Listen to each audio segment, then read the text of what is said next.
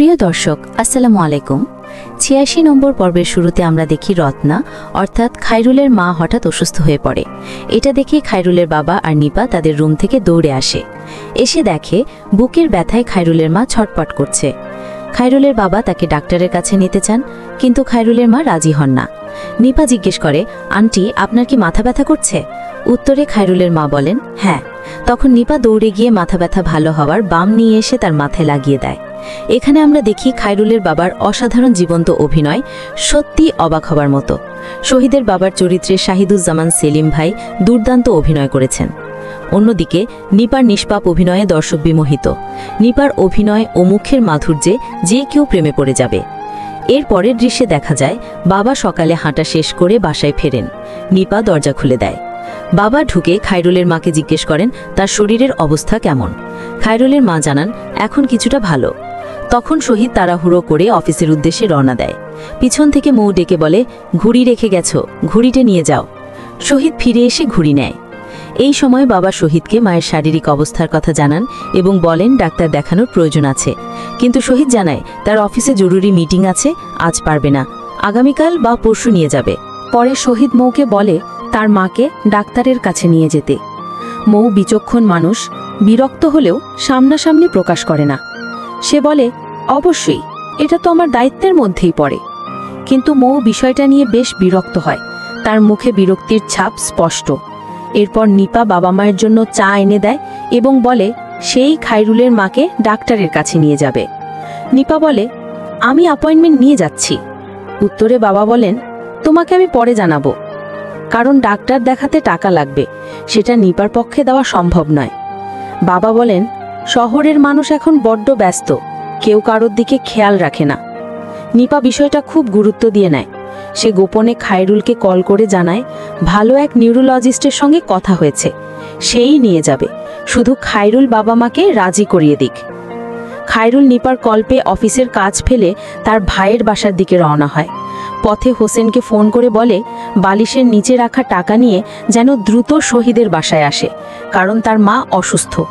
হোসেন একটুও দেরি না করে টাকা নিয়ে রওনা হয়। এখান থেকে বোঝা যায় খায়রুলের বাবা মায়ের প্রতি দায়িত্ববোধ আপন ছেলের চেয়েও বেশি।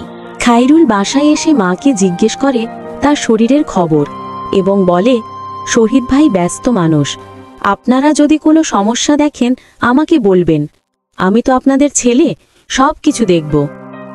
বাবা বলেন তোর নতুন চাকরি, তুই অফিসের কাজ ফেলে চলে এলি কেন? খায়রুল জবাব দেয় আমি কি তোমাদের ছেলে না? তোমরা না থাকলে আমি চাকরি দিয়ে কি করব? তারপর বলে চলো তাড়াতাড়ি রেডি হয়ে নাও। এখান থেকে আমরা দেখি খায়রুলের দায়িত্বপরায়ণতা, যা সে নিখুঁত নিষ্ঠার সঙ্গে পালন করছে। আপন ছেলে না হয়েও যে ভালোবাসা ও দায়িত্ববোধ সে দেখাচ্ছে তা শহীদও দেখাতে পারেনি। এরপর হোসেন টাকা নিয়ে আসে। দারোয়ান গফুর গেট খুলে দেয়। গফুর জিজ্ঞেস করে এই সময় বাসায় কেন? হোসেন বলে খায়রুল ভাই ডাকছে তাই এসেছি।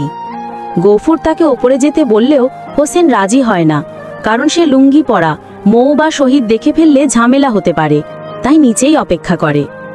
অন্যদিকে শহীদ অফিসে নতুন প্রজেক্ট হাতে পেয়ে মহা খুশি।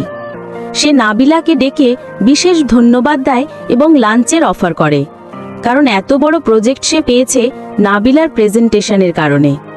শহীদ নাবিলাকে ব্যক্তিগতভাবে উপহারও দিতে চায়। সে আজ খুবই আনন্দে। এদিকে বাবা মাকে নিয়ে খায়রুল রওনা হয় ডাক্তারের কাছে। এক রিকশায় বাবা মা, আরেক রিকশায় খায়রুল ও নিপা। তাহলে কি পরের পর্বে ভয়ঙ্কর কোনো রোগ ধরা পড়বে খায়রুলের মায়ের? জানতে হলে দেখতে হবে পরবর্তী এপিসোড। এরপর দেখা যায় মৌ বাজার করে মেয়েকে নিয়ে বাসায় ফিরছে। ফেরার পথে দারোয়ান গফুরের কাছ থেকে ঘরের চাবি নেয়।